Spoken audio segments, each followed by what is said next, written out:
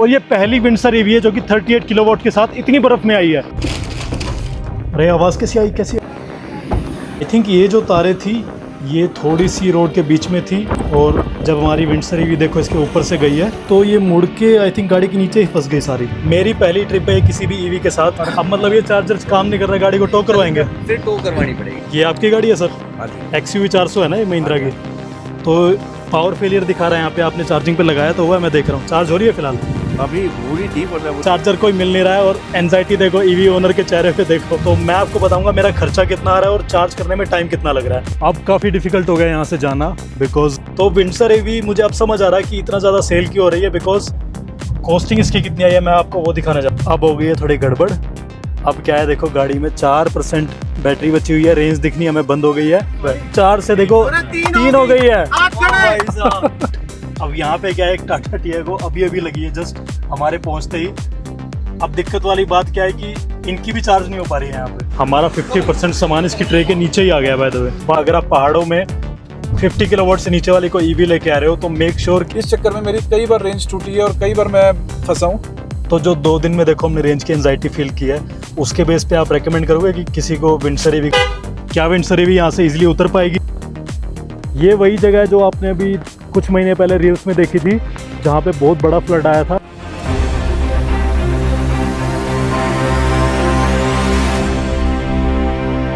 Hello everyone, my name is Manish Bhardwaj and welcome to my YouTube channel.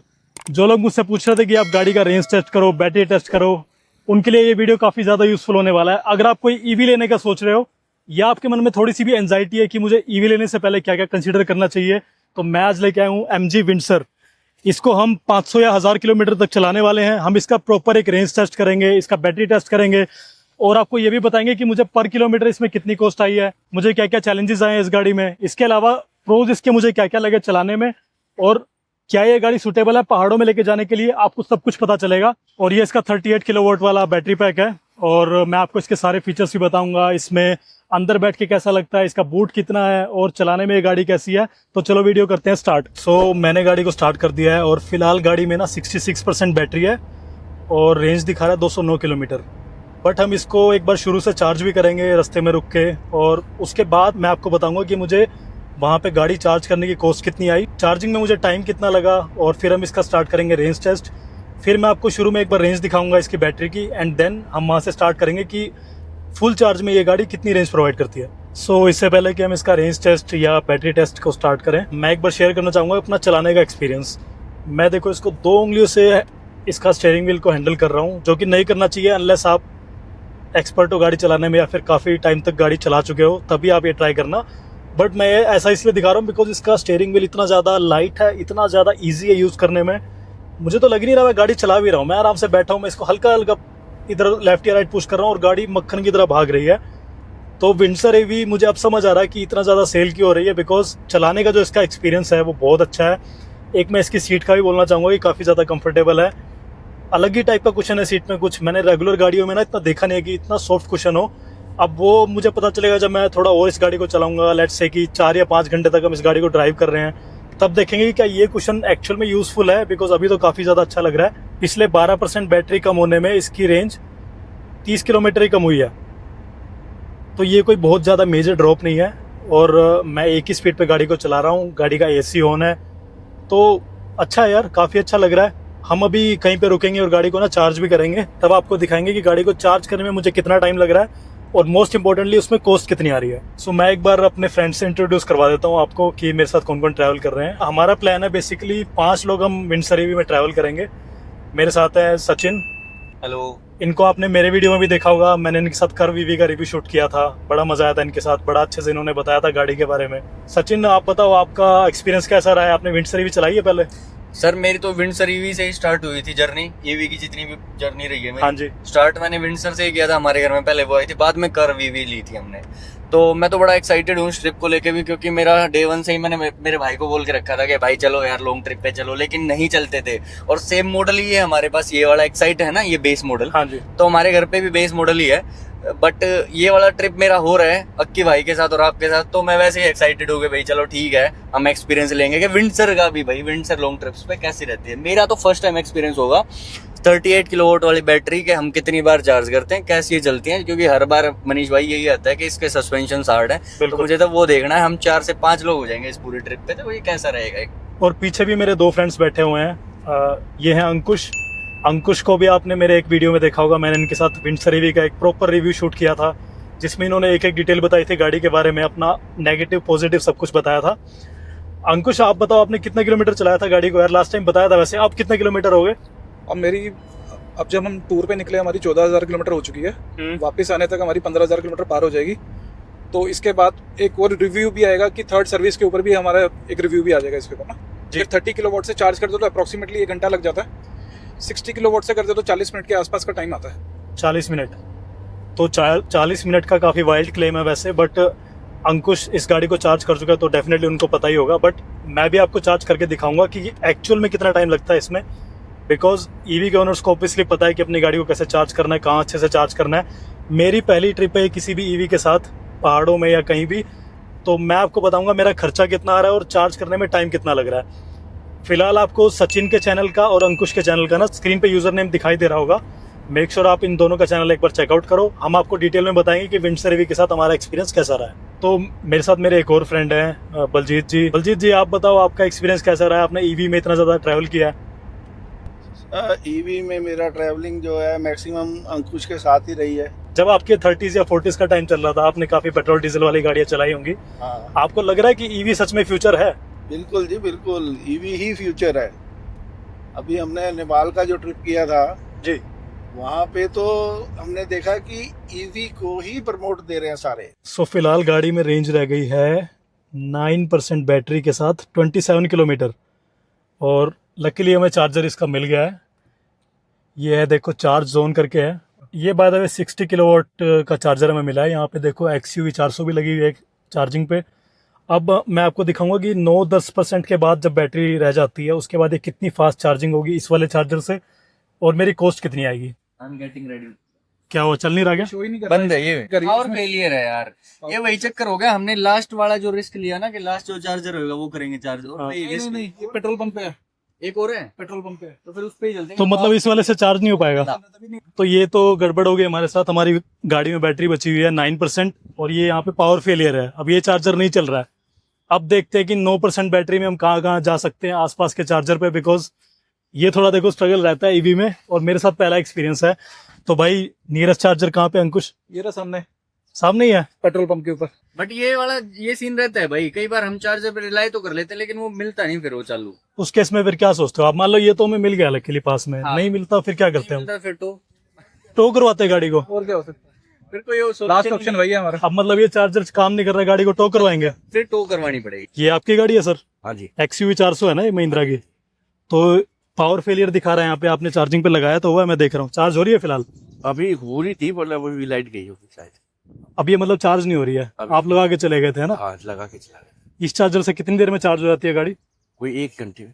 1 घंटे में हो जाती है। बाकी ये ठीक है जी, स्वदेशी है अपना। जी सब बढ़िया है, मतलब आप बढ़िया ईवी का एक्सपीरियंस बढ़िया रहा अभी तक है ना? हाँ ये स्वदेशी है, जी। इसमें ना खर्चा ना विदेश पे डिपेंड। कितना खर्चा आता है आपका XUV 400 में? इसमें 1 रुपये के आसपास। 1 रुपये पर किलोमीटर आता हाँ है। बस। तभी आप इतना खुश लग रहे हो, देखो। हाँ ये ठीक रहता है जी। बहुत बढ़िया। इलेक्ट्रिक सबसे बेस्ट। ठीक है, बहुत बढ़िया सर, थैंक यू। तो ये चार्जर चल नहीं रहा है, मैंने आपको बताया था इसके पास में एक और चार्जर है अंकुश, वो भी नहीं चल रहा है मैंने सुना है। बंद हो गया, 5 किलोमीटर आगे है एक चार्जर। अब क्या करेंगे भाई? 5 किलोमीटर आगे जाएंगे। 5 किलोमीटर आगे जाना पड़ेगा, और फिलहाल गाड़ी की रेंज बची हुई है फिलहाल 9% बची हुई है ना, 8-9%। 8-9% है तो 25 किलोमीटर तो आराम से निकाल देगी भाई। मैंने तुम्हारा ये मेरे चक्कर में फंसेंगे, आज फंसेंगे। देखो 9% बैटरी के बाद चार्जर कोई मिल नहीं रहा है, और एंजाइटी देखो ईवी ओनर के चेहरे पे देखो। आज ही RSA को फोन मिलाना पड़ेगा। लेने के बाद पहली बार ऐसा होगा। नहीं हो तो पहले भी चुका, पर बस फिर क्या पर इतनी टेंशन नहीं हुई। अंकुश से मैं 2-3 बार मिला हूं, देखो चेहरा टेंशन देखो इनके। तो चलो वो चेहरा ऐसा, हम रोते नहीं है। दिल तो धड़क रहा तेज। देखी जाएगी भाई, 4 लोग धक्का मार देंगे यार। तो भाइयों कभी ईवी कार में नहीं, जब तक वो ऑक्सिलरी बैटरी है ना, हाँ हाँ धक्का लग जाएगा। अच्छा हाँ चलो, इनको ज्यादा अच्छे से, क्योंकि इनके साथ अभी मैंने लगाया हुआ है भाई। तो भाइयों अगला चार्जर है वो कितनी दूर है यहाँ से? 5 किलोमीटर दूर है, वहीं चलते हैं आराम से पहुंच जाएंगे ना? आराम से। चलो और यार। आप जब से गाड़ी से उतरे तब से गाड़ी भी ऑन खड़ी है, बैटरी और कम हो रही है। अरे चलो चलो चलो चलो चलो चलो। 4% रेंज बची हुई थी देखो गाड़ी में, मैं आपको दिखा देता हूँ, ये देखो। और फाइनली एक चार्जर मिल गया है। लेट्स सी कि यहाँ पे चार्जर चलेगा, बिकॉज इससे पहले भी हमें मिला था 9% पे, बट वो बंद था। बट ये थैंकफुली एक्टिव है और अंकुश इसको इंस्टॉल कर रहे हैं। अंकुश ये 60 किलोवाट का चार्जर है ना? नया लगा, पिछली बार नहीं था, मैं लास्ट टाइम आया था। ओके तो 4% गाड़ी में रेंज है और अब हम इसको लगा रहे हैं। मैं आपको रियल टाइम में दिखाऊंगा कि हमें टाइम कितना लगा है। ये चार्जर हमारा लग गया है। अंकुश आपके हिसाब से कितने टाइम में हो जाएगी चार्ज? 40 से 45 मिनट, ओके क्योंकि ऑलमोस्ट डन, 0 पे आ गई है। 11:50 हो रहे हैं। तो लेट्स सी कि इस वाले चार्जर से ये कितनी देर में चार्ज होती है। तो जैसा कि मैंने आपको बताया था 11:50 पे हमने इसको चार्जिंग पे लगाया था, अब हो रहे हैं 12:56। अंकुश कितने परसेंट होगी 4% से? 96% चार्ज हो गई है, तो 96 हो गई। 92% चार्जिंग ली है गाड़ी ने। तो मतलब 1 घंटे 7 मिनट में कितनी हो गई? 1 घंटे में 92% के आसपास। 92 हो गई 4% से। 88% बैटरी बढ़ गई है ना? हाँ। और ये कितने किलोवाट की चार्जिंग थी यहाँ पे? 60 किलोवाट थी, पर 60 किलोवाट हमारी एमजी विंडसर लेते नहीं है। ओके जो इसका 38 किलोवाट वाला पैक है ना, मैक्सिमम चार्जिंग लेता है 45 किलोवाट। ओके तो चार्जर चाहे 60 का हो चाहे 90 का हो, 45 से ऊपर नहीं लेगा। ओके तो 1 घंटे में तो बढ़िया चार्ज होगी यार। यस। अब चलते हैं फ्रेंड्स आगे और आपको आगे दिखाते हैं कि हमें क्या क्या इस गाड़ी में मजा आ रहा है और क्या क्या हमें चैलेंजेस आ रहे हैं। अब हो गई है इसमें देखो 96% बैटरी और 305 किलोमीटर की रेंज दिखा रहा है। तो लेट्स सी कि क्या एक्चुअल में हमें इतने में 305 किलोमीटर की रेंज मिलेगी या नहीं। सो जैसा कि मैंने आपको बताया कि 1 घंटा 5 या 6 मिनट में हमारी गाड़ी 92% तक चार्ज हो गई थी 4% से। और हमें कॉस्टिंग इसकी कितनी आई है मैं आपको वो दिखाने जा रहा हूँ। देखो 929 रुपये हमारी टोटल कॉस्ट आई है, सारे टैक्सेस वगैरह मिला के। वैसे ओरिजिनली आपका जो अमाउंट था वो 786 रुपीज़ था। इसके बाद बाकी चीज़ें मिला के 929 रुपये पड़े, तो मुझे 929 रुपये में मेरी गाड़ी पूरी चार्ज हो गई है 38 किलोवाट वाली। तो अंकुश ये 929 रुपये खर्चा है चार्जिंग का, कितने किलोमीटर चल जाएगी इसमें? रेंज कितनी आ जाएगी लगभग? 280 किलोमीटर और चलेगी, तो वही एवरेज आती है। अगर आप डीसी चार्जिंग से चार्ज करो ना प्राइवेट कंपनी वालों से, हाँ तो वो 3.5 रुपए के आसपास पड़ती है कॉस्टिंग पर किलोमीटर। हाँ। स्पेशली अगर आप स्टैटिक से करते हो, इको प्लग से करते हो, जियो से करते हो, अदानी से करते हो, FICH के उससे करते हो, इनसे थोड़ा महंगा पड़ता है। अगर आप यहीं इंडियन ऑयल, BP और HP पे करते हो थोड़ा सस्ता पड़ता है। तो मतलब 290 किलोमीटर चल जाएगी 929 रुपये में, है ना? हाँ जी। फिर भी बहुत बेटर है यार, पेट्रोल और डीजल से तो बहुत ज़्यादा ही बेटर है। हाँ आपको थोड़ा रुकना पड़ता है, चार्ज करनी पड़ती है गाड़ी, वो एक थोड़ा ड्रॉबैक है, बट उसके अलावा पॉकेट फ्रेंडली बहुत ज़्यादा है, आपके पैसे काफ़ी बच रहे हैं।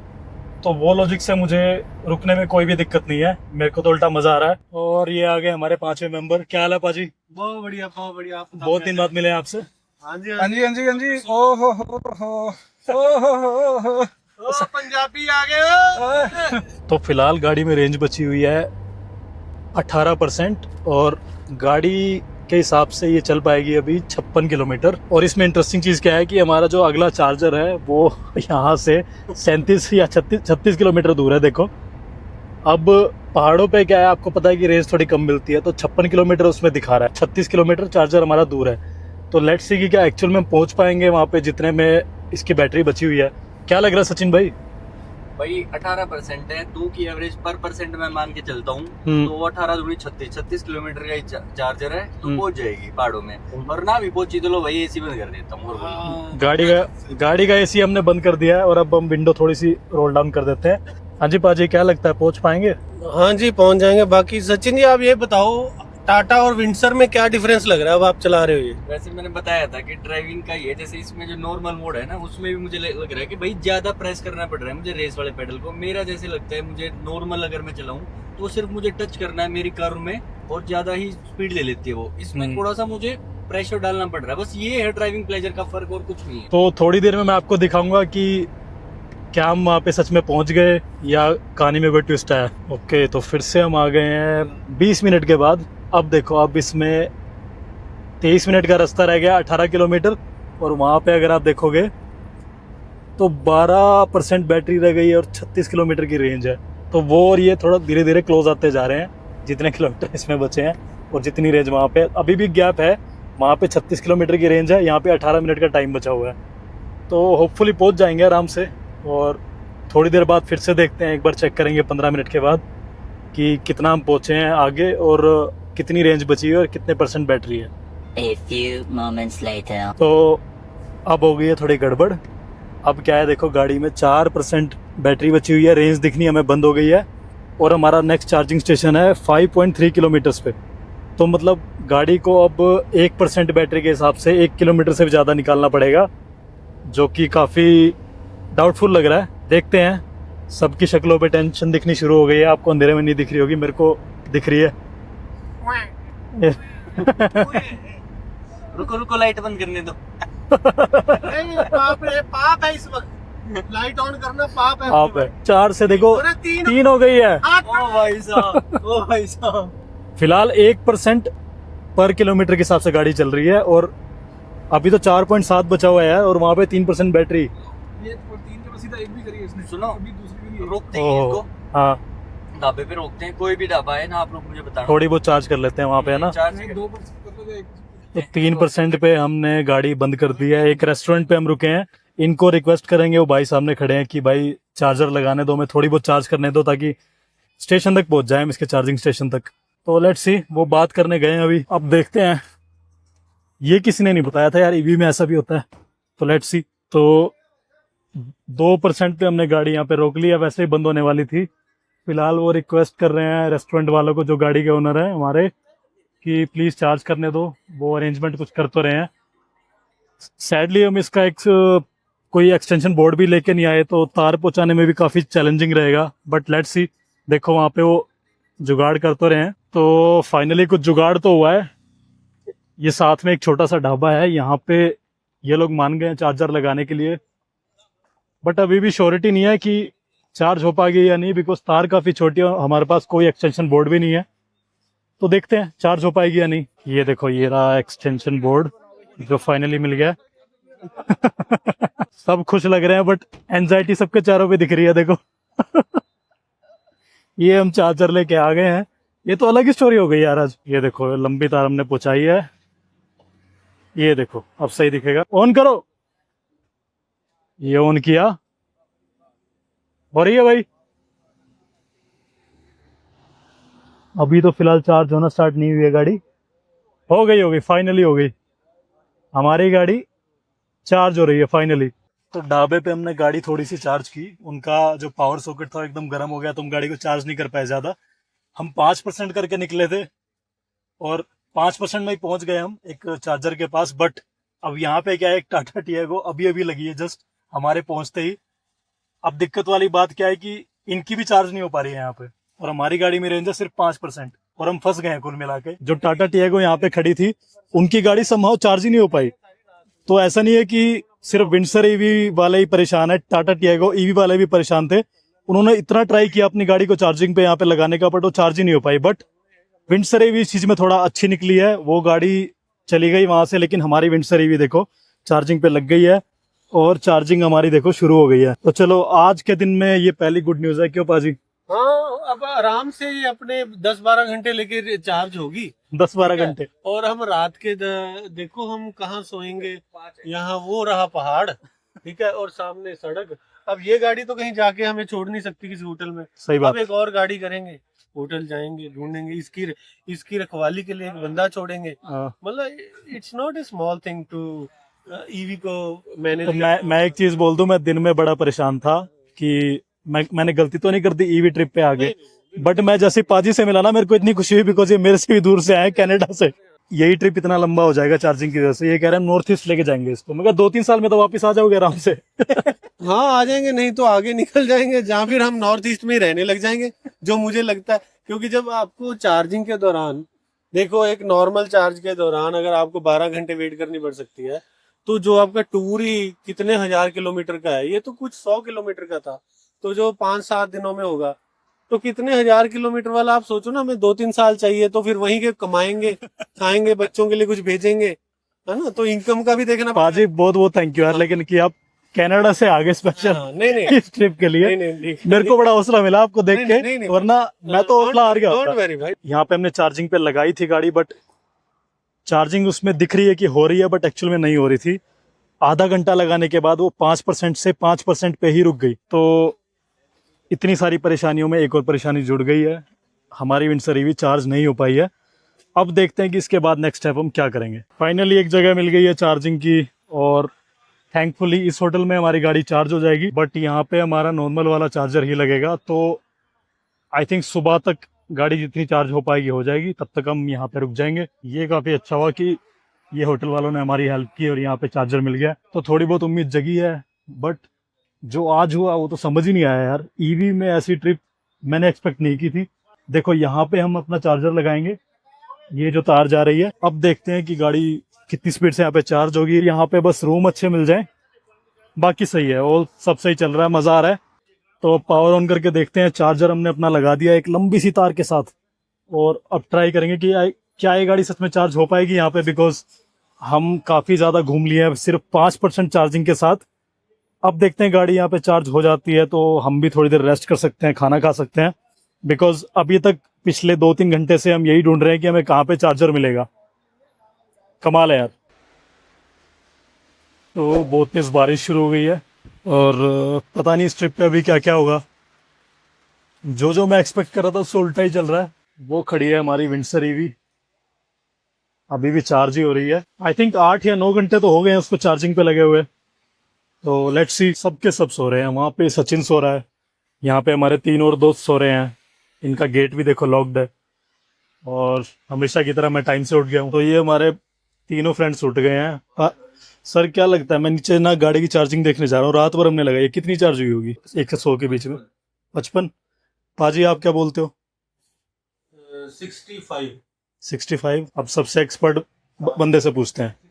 60, 65, 55। तो गाड़ी के पास आ गए हैं हम। अब मैं दिखाऊंगा आपको कितनी चार्जिंग है गाड़ी में। बारिश अभी भी वैसी ही आ रही है, आप देख के कि हमारी गाड़ी अभी सिर्फ और सिर्फ 65% चार्ज हुई है। सारी रात लगाने के बाद भी इसमें 65% चार्जिंग हुई है। अब हम इसको पहाड़ों में चलाएंगे, आज और ज्यादा ऊपर लेके जाएंगे मनाली साइड तक। तब मैं आपको बताऊंगा कि वहां पे गाड़ी की रेंज कितनी आ रही है, चार्जिंग कितनी जल्दी खत्म हो रही है, और क्या हिमाचल में चार्जिंग स्टेशन अवेलेबल हैं। हम देखेंगे कि विंडसर ईवी के बेस मॉडल में हमें वहां पे क्या क्या चैलेंजेस आएंगे या क्या क्या हमें प्रोस इसके लगेंगे, मैं आपको अच्छे से बताऊंगा। तो चलो करते हैं अपनी जर्नी कंटिन्यू। सो विंडसर ईवी का बूट हम अरेंज कर रहे हैं अभी। इतना इसमें स्पेस मिलता है, देखो इसकी ट्रे हमने ऊपर उठा के, देखो इसमें यहाँ एक्स्ट्रा एक स्पेस मिलता है। तो 5 लोगों का सामान ना विंडसर ईवी में काफी इजीली आ जाता है, और बड़े बड़े बैग्स हैं हमारे पास। देखो आई थिंक 4 या 5 बैग्स तो नीचे इजीली आ जाएंगे। हमारा 50% सामान इसकी ट्रे के नीचे ही आ गया बाय द वे। बारिश फिलहाल रुक गई है, और सुबह से काफी देर बारिश आई। आई थिंक 2 या 3 घंटे बारिश आई है लगातार। ये गेस्ट हाउस के ओनर है, इनका एक बार घर देख लो। काफी अच्छा घर है, बहुत ज्यादा क्लीन था अंदर से, रूम्स काफी अच्छे थे। अरे आवाज कैसी आई? आई थिंक ये जो तारे थी ये थोड़ी सी रोड के बीच में थी, और जब हमारी विंडसर ईवी देखो इसके ऊपर से गई है तो ये मुड़ के आई थिंक गाड़ी के नीचे ही फंस गई सारी। थैंकफुली गाड़ी को कुछ नहीं हुआ और गाड़ी हमारी सेफ है। अब चलते हैं आगे। सो हम फिलहाल है कुल्लू के अंदर, और MG विंडसर चलाते टाइम पहाड़ों पे आपको क्या डिफरेंट फील होता है, आपको थोड़ी रेंज एंजाइटी हल्की फुल्की फील होती है। तो विंडसर ईवी में सस्पेंशन काफ़ी अच्छा है, थोड़ा बहुत स्टिफ है बट इतना ज़्यादा आपको फील नहीं होता है। इसके अलावा आप इसको जब शार्प टर्न से मोड़ते हो तो वो आपको थोड़ा बहुत ध्यान रखना पड़ेगा, बिकॉज स्टीयरिंग व्हील इसका ज़्यादा लाइट है कि आप कंट्रोल लूज कर सकते हो। देन बात करें अगर इसकी रेंज की, तो फिलहाल गाड़ी में रेंज बची हुई है 139 किलोमीटर, और 44% बैटरी है। जो हमारा डेस्टिनेशन है इससे नेक्स्ट यहाँ से, वो है मनाली, जो कि यहाँ से 51 किलोमीटर दूर है। रेंज देख के फिलहाल तो लग रहा है कि हम अचीव कर लेंगे उसको, but let's see, you never know कि कब ऐसा कोई रास्ता आ जाए जहाँ पे हमारी रेंज और भी ज़्यादा स्पीड से कम हो जाए। उस केस के लिए आपको पहले से प्रिपेयर रहना पड़ेगा। अगर आप पहाड़ों में 50 किलोवाट से नीचे वाली कोई ईवी लेके आ रहे हो तो मेक श्योर कि आप अपना पहले ही चार्जर्स का पता करके आओ कि कौन सा चार्जर कहाँ पे और कौन सा चार्जर एक्टिव है। आपको यही नहीं पता रहता है कि कहाँ पे चार्जर आपको बंद मिलेगा और कहाँ पे चालू मिलेगा, जो कि बहुत बड़ा रिस्क फैक्टर है मेरे हिसाब से। तो मेक श्योर आप पूरी प्लानिंग करके आओ। रेंज अच्छी निकालने का एक और अच्छा है कि आप इसका किलोवाट पे पूरा ध्यान रखो कि ज़्यादा प्रेशर ना दो गाड़ी पे, ज़्यादा एक्सेलरेट ना करो एक टाइम पे, हल्का सा पैर रखो आप अपना एक्सेलरेटर पे, और गाड़ी को एक फ्लो में चलाते रहो। ये नहीं कि बहुत ज़्यादा करो, कभी बहुत कम करो। एक फ्लो में गाड़ी चलेगी तो रेंज भी उस हिसाब से धीरे धीरे कम होगी। यहाँ पे रेंज दिखा रहा है 29%, और 92 किलोमीटर ये क्लेम कर रही है गाड़ी की चल जाएगी, और हमारा चार्जर है अभी 30 किलोमीटर दूर। कहने का मतलब यह है कि घूम फिर के हम कल वाली स्टोरी पे ही आ गए हैं। तो लेट्स सी कि थोड़ी देर में क्या हम पहुंच जाएंगे वहाँ पे, 30 किलोमीटर कवर कर पाएंगे। 92 आई नो कि वो दिखा रहा है, बट रास्ता काफ़ी ज़्यादा स्टीप है, काफ़ी ज़्यादा एलिवेटेड रास्ता आ रहा है। तो अभी 1 किलोमीटर के हिसाब से 1% रेंज कम हो रही है, और 30 किलोमीटर में और जाना है। और 29% बैटरी बची हुई है। तो ये काफ़ी बड़ा चैलेंज है कि क्या इसको हम कवर कर पाएंगे। Let's see. अंकुश एक चीज़ बताओ यार, मैं 1.5 दिन से आपके साथ ट्रैवल कर रहा हूँ, मुझे तो काफ़ी एंजाइटी फील हो रही है कि चार्जर्स यहाँ पे हिमाचल में मिल रहे हैं नहीं। सिर्फ हिमाचल में मुझे चैलेंजिंग लग रहा है, बट दिल्ली एनसीआर में फिर भी बेटर है। तो आप फिर भी ट्रिप पे आप लेके आते हो यहाँ पे, आई थिंक 1 से ज़्यादा बार आप आ चुके हो, तो आपको डर नहीं लगता कि यार मेरे को नहीं जाना चाहिए विंडसर एवी का बेस मॉडल लेके यहाँ पे? नहीं, कोई ना कोई साथ में होता है तो आधा आधा डर बढ़ जाता है मेरा ना।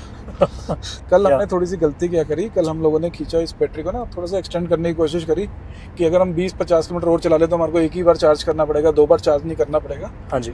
कभी भी कोई भी गाड़ी हो, चाहे आपके पास, ये नहीं कि विंडसर है या कोई भी गाड़ी हो, आपको इतना स्ट्रेस नहीं देना उसको। 120-25 किलोमीटर की जब आपके पास रेंज बचे ना, तो वहीं से ही चार्जर ढूंढना शुरू कर दो, और जो सा भी नेक्स्ट चार्जर आए, बिना किसी सोचे, बिना किसी कुछ, उस पर ज़रूर चार्ज करो आप। ये मत देखो ये 30 किलोवाट का है, आगे मेरे को 40 किलोमीटर के बाद 60 वाला मिल जाएगा, मैं उस पर चार्ज कर लूँगा। इस चक्कर में मेरी कई बार रेंज टूटी है और कई बार मैं फंसा हूँ। जब जब ये सोच मेरे दिमाग में आती है तब तक मुझे मैं फंसता ही फंसता हूँ।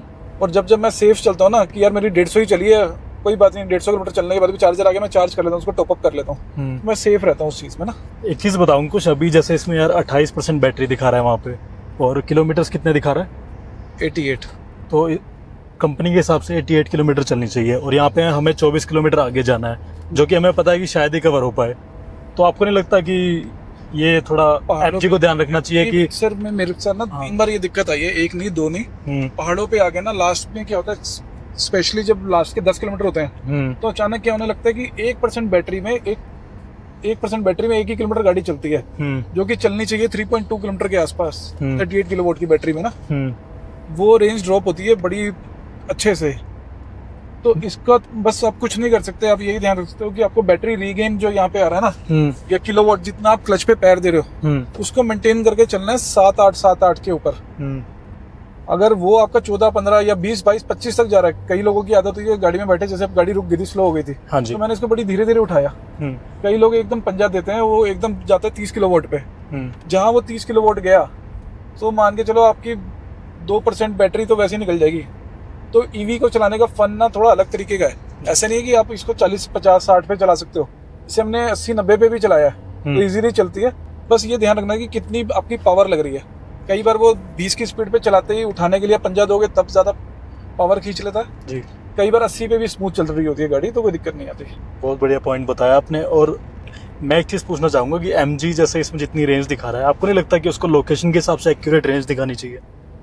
शायद अभी इतने फीचर नहीं होंगे ईवी वालों के like as if for example अगर हम हिमाचल साइड जा रहे हैं, लद्दाख साइड जा रहे हैं, सबको पता है कि स्टीप रास्ता आएगा तो गाड़ी पर ज़्यादा प्रेशर पड़ेगा, रेंज अलग हो सकती है। ये मैं पॉइंट बताता हूँ, ये आपने बहुत सही चीज़ पूछी। जैसे इससे पहले मेरे पास पेट्रोल की गाड़ी थी MG एस्टर जी, अगर उसमें मेरी दिखा रहा था कितनी मेरी एवरेज आ रही है, अगर मेरी उसमें एवरेज 9.5 की आ रही है ना, तो उसमें रिमेनिंग किलोमीटर वो चेंज करके उतने उसके हिसाब से कर दिया करता था जी। अगर वो थोड़ी देर के बाद रेंज बढ़ के 12 की, मेरी एवरेज बढ़ के 12 की होगी, तो वहाँ से वो एवरेज बढ़ा दिया करता था उसकी, अब की रिमेनिंग डिस्टेंस आपका अब इतनी ज़्यादा चल सकती है। वो चीज़ इसमें MG के अंदर नहीं है, ये विंडसर के अंदर नहीं है, सॉरी।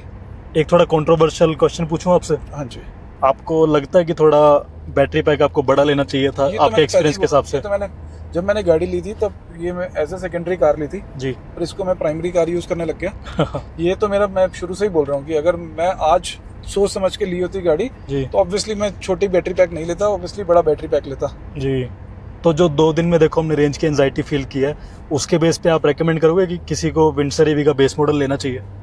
नहीं, बेस मॉडल क्या, ऊपर वाला भी नहीं लेना चाहिए 38 किलोवाट वाला, ना एक्साइट लेना चाहिए, ना एसेंस लेना चाहिए, ना दूसरे वाला लेना चाहिए, ना एक्सक्लूसिव लेना चाहिए, आपको प्रो ही लेना है। भाई यहाँ मैं थोड़ी सी भाई की बात काटूंगा। रीजन क्या है, अगर ये बेस मॉडल नहीं लेते तो हम लोग इकट्ठे ना होते, ठीक है। तो मतलब आप लोगों के पास कोई मैटर ही नहीं था इकट्ठे होने के लिए, आप मिलते ना, ठीक है। तो आप ये रिस्क लेने के लिए साथ में चलने के लिए राजी ना होते, राइट। तो आप सोचो इसका तो बहुत बड़ा रोल है भाई जिंदगी में जी। वरना आप सब लोग अपनी अपनी जिंदगी में बिजी थे, ठीक है। तो इसका तो बहुत बड़ा रोल है। इससे ये कैसे बोल सकता है कि मैं लोगों को रेकमेंड नहीं करूंगा?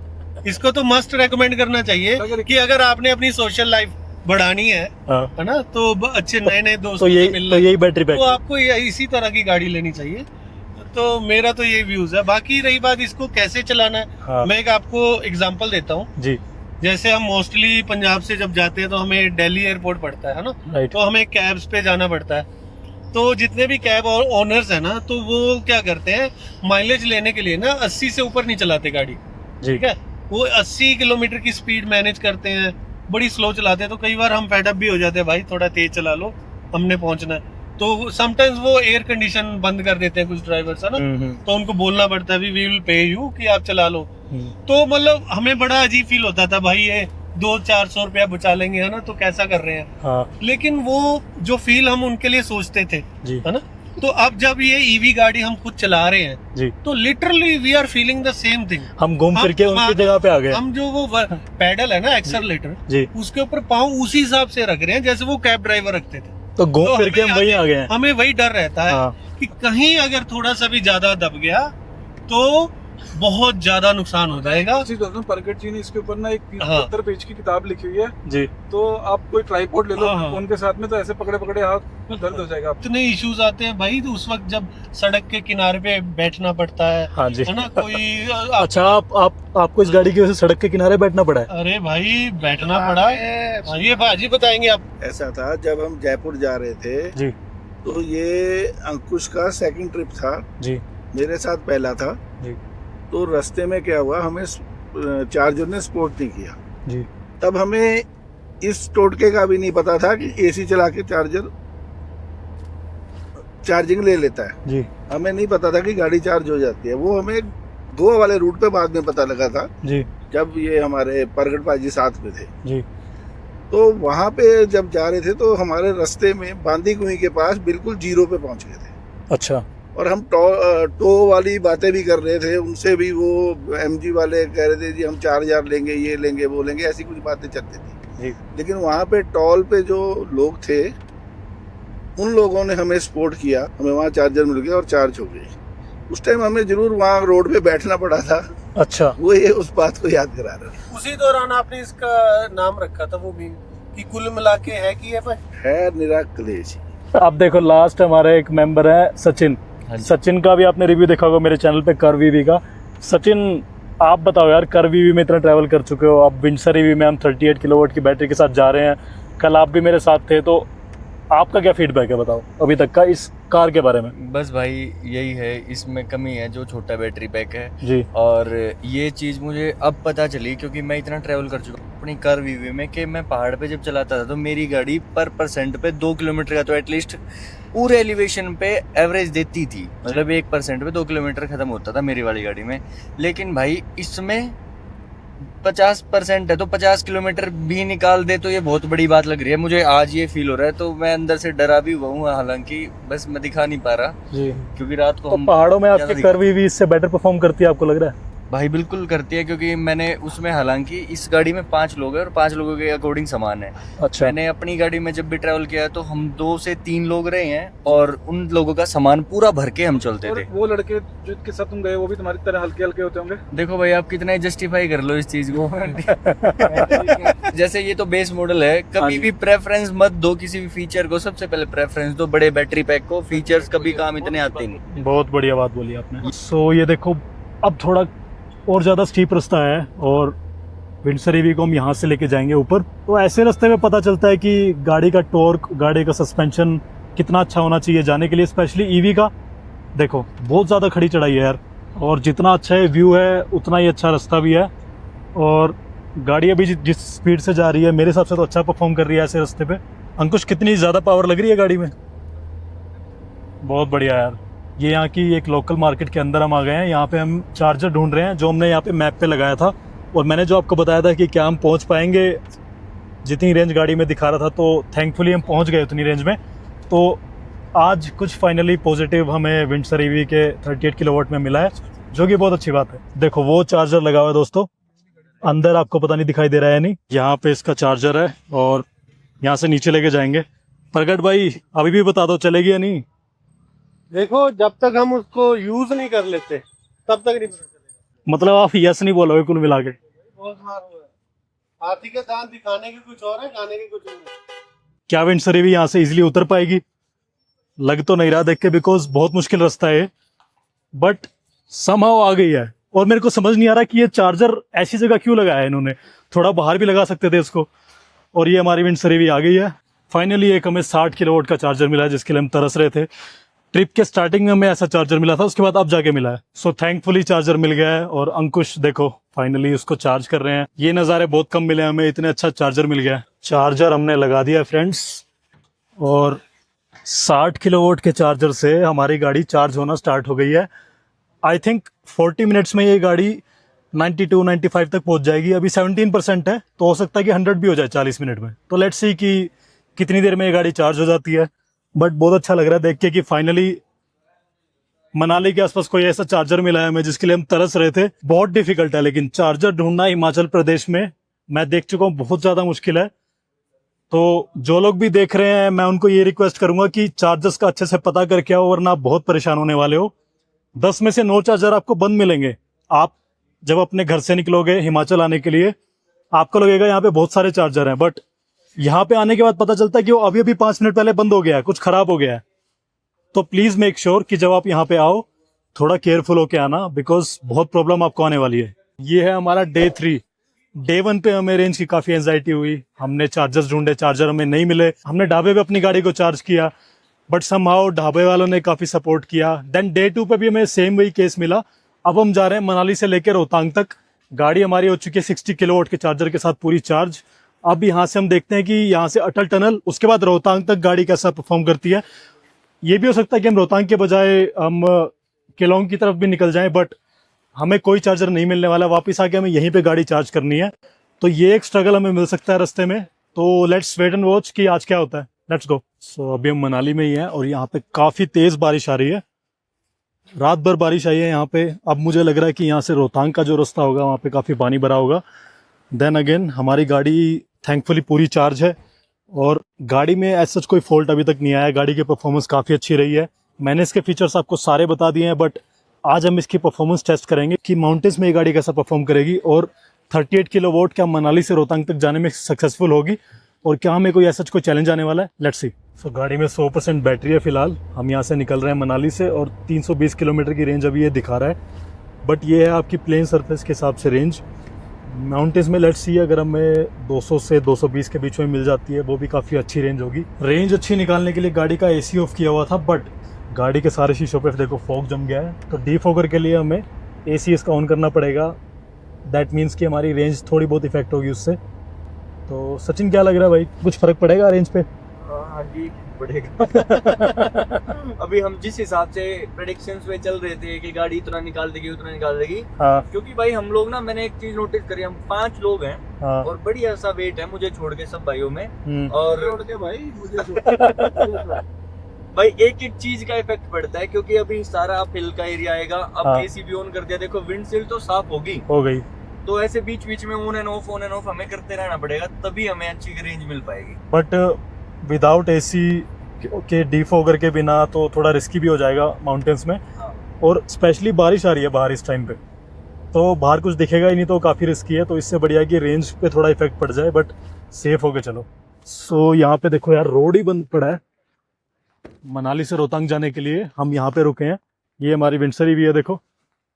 अब चैलेंज क्या है, देखो इससे आगे रोड ही नहीं है। देखो ये वही जगह है जो आपने अभी कुछ महीने पहले रील्स में देखी थी, जहाँ पे बहुत बड़ा फ्लड आया था, पूरा का पूरा रोड खत्म हो गया था। ये वही लोकेशन है। अब यहाँ से कोई गाड़ी आगे जा नहीं सकती है, बिकॉज रोड ही खत्म हो गया। देखो पत्थरों के अलावा यहाँ पे कुछ नहीं बचा है, और गाड़ी ले रहे हैं हम यहाँ से रिवर्स। तो ये तो बड़ी गड़बड़ हो गई यार। अब काफ़ी डिफिकल्ट हो गया यहाँ से जाना, बिकॉज पहले क्या था, हम जो रेंज सोच रहे थे हम उसी के हिसाब से इस रास्ते से जाते, जो कि सीधा रास्ता था। बट अब थोड़ा बहुत चैलेंज आएगा, तो गाड़ी हम ले रहे हैं यहाँ से रिवर्स और वापस चलते हैं, देखते हैं। देखो एक और गाड़ी आई है, ये भी यहाँ से रिवर्स ले रहे हैं देखो। तो आई थिंक हम अकेले नहीं हैं, यहाँ पे काफ़ी लोग हैं जो कि वापस जा रहे हैं, और हम भी निकलते हैं फिर।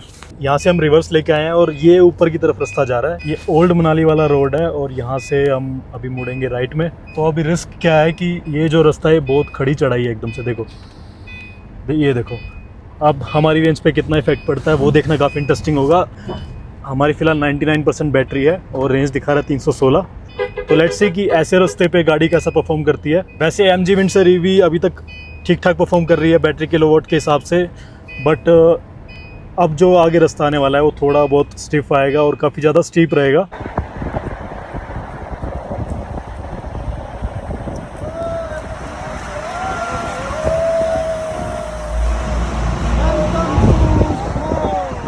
सो मैं फ़िलहाल हूँ अभी अटल टनल पे और MG विंडसर EV के साथ हम यहाँ पे पहुँच चुके हैं। काफ़ी मज़ा आया राइड में और मैं आपके साथ पूरा एक्सपीरियंस आपको बताऊँगा कि बर्फ़ में ये गाड़ी कैसा परफॉर्म कर रही है। थोड़े बहुत चैलेंजेस हैं बिकॉज इस गाड़ी का सस्पेंशन थोड़ा बहुत स्टिफ है, बट फिर भी गाड़ी ठीक ठाक चल रही है। और ये पहली विंडसर EV है जो कि 38 किलोवाट के साथ इतनी बर्फ़ में आई है। सो विंडसर EV फाइनली यहाँ पे पहुँच गई है। अटल टनल से हम थोड़ा सा आगे आए हैं।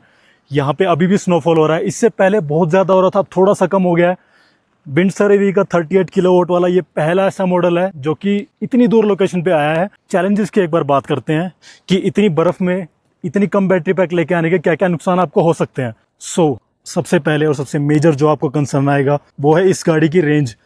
यार 38 किलोवाट में ये गाड़ी शहर में अगर 290 या 300 किलोमीटर प्रोवाइड कर रही थी, तो यहाँ पे आप लगा लो हमें मुश्किल से 150 की रेंज मिल रही है, वो भी बड़ी बात है। और इसके अलावा गाड़ी ठीक ठाक परफॉर्म कर रही है, बट अभी पीछे एक बहुत बड़ी ढलान आई थी, वहाँ पे गाड़ी फंस गई थी। हमने बहुत एक्सेलरेट किया बट गाड़ी के टायर्स देखो, जब कोई ऐसी ढलान आती है जहाँ पे गाड़ी को थोड़ा पुश करना पड़ता है, वहाँ पे इस गाड़ी को पावर उतनी नहीं मिल पाती है। तो जो लोग सोच रहे हैं कि पहाड़ों में वो गाड़ी लेके आएंगे, उनको थोड़ा बहुत चैलेंज आ सकता है जब गाड़ी को किसी खड़ी चढ़ाई पे एकदम से पुश करना पड़ेगा, एक्सेलरेट करना पड़ेगा। तो वो आप सोच समझ के आना। इसके अलावा मैं बता दूं, इसका जो बूट स्पेस है वो ठीक ठाक है, काफ़ी अच्छा है। हमने 5 लोगों का सामान इस गाड़ी में फिट किया हुआ है। 5 लोगों का सामान डालने के बाद भी इसमें ठीक ठाक स्पेस अभी भी बचा हुआ है, तो उसमें कोई ऐसी दिक्कत नहीं आई है। इसके अलावा मैं पीछे के स्पेस की अगर बात करता हूँ, यहाँ पे देखो 3 मीडियम साइज़ के लोग बैठ के गए हैं, तो उनको कोई भी चैलेंज नहीं आया। और हम टोटल 5 लोग इसमें ट्रैवल कर रहे हैं पिछले 3 दिन से, तो काफ़ी ज़्यादा मज़ा आ रहा है। और इस गाड़ी में अभी भी 200 किलोमीटर की रेंज दिखा रहा है, तो दैट मीन्स कि हमें 60 से 70 किलोमीटर की रेंज आराम से मिल जाएगी। फिलहाल यहाँ पे एक ही इलेक्ट्रिक गाड़ी है जो कि इतनी दूर तक आई है। बाकी आप अगर इधर देखोगे, सारी यहाँ पे आपको पेट्रोल या डीजल वाली गाड़ियाँ मिलेंगी, दूर दूर तक कोई और इलेक्ट्रिक गाड़ी नहीं है। तो देखो, हमने थोड़ा बहुत रिस्क तो यहाँ आने के बाद लिया है, वो मैं मानता हूँ, बट इस गाड़ी ने फिर भी काफ़ी अच्छा परफॉर्म किया है। EV होने के बावजूद, 38 किलोवाट होने के बावजूद मैं इस गाड़ी की परफॉर्मेंस से काफ़ी ज़्यादा सेटिस्फाई हूँ। जो लोग पूछ रहे थे कि क्या इस गाड़ी का सस्पेंशन थोड़ा स्टिफ है, आई नो कि चढ़ाई में थोड़ी बहुत डिफिकल्टी आती है, बट ओवरऑल इस गाड़ी ने ठीक ठाक परफॉर्म किया है। तो अगर मैं इस गाड़ी को रेट करूँ 10 में से, तो मैं इसको 6 रेट करूँगा परफॉर्मेंस के बेस पे। कंसिडरिंग कि इसका किलोवाट काफ़ी कम है, फिर भी इस गाड़ी ने ठीक ठाक परफॉर्म किया है। बट मैं यही रेकमेंड करूँगा कि अगर आप MG विंडसर लेने का प्लान कर रहे हो, तो आप ये किलोवाट ना लो, आप इसके टॉप मॉडल की तरफ जाओ। आप 38 किलोवाट मॉडल की तरफ ना जाओ, बिकॉज इतनी लंबी राइड पे आपको थोड़े बहुत चैलेंजेस आएंगे, मैं अभी भी बता रहा हूँ आपको। तो फ्रेंड्स, ये थी MG विंडसर EV की एक लॉन्ग सीरीज़। मैंने 3 दिन में आपको बताया कि हमें क्या क्या चैलेंजेस आए और क्या क्या हमें इसमें सबसे बेस्ट लगा। और इतनी बढ़िया लोकेशन पे आने के बाद मन और भी अच्छा हो गया, मूड एकदम से अच्छा हो गया है। तो जो भी थोड़े बहुत चैलेंजेस आए थे वो एकदम से गायब हो गए हैं। बहुत मजा आ रहा है यहाँ पे MG विंडसर के बारे में, इस मॉडल के बारे में। अगर कोई भी ऐसी चीज़ है जो कि इस वीडियो में नहीं थी, आप कमेंट्स में मुझसे पूछ सकते हो। और इसके बाद आपको कौन सी गाड़ी का रिव्यू चाहिए वो भी प्लीज़ कमेंट्स में बताना। And thanks for watching. Thank you.